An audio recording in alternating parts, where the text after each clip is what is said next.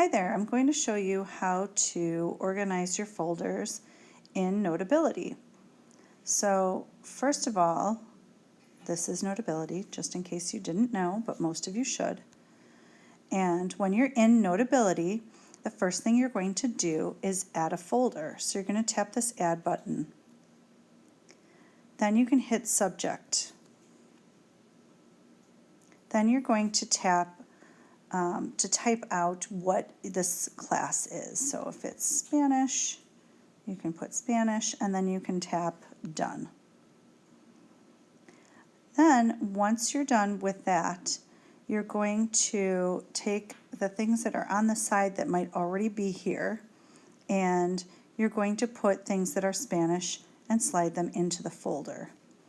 So I'm just going to tap this one and just hover over and drop it in.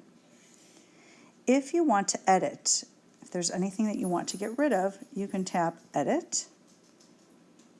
And then you can change the name of things. So if I tapped right here, I could change the name. If you want to, you can also tap on one of these like this, and you can delete it. So I'm going to go ahead and do that. And then what you can do is continue to take everything that's here and put it into the folders that you want them to be in. When you're looking at all notes, you will see everything.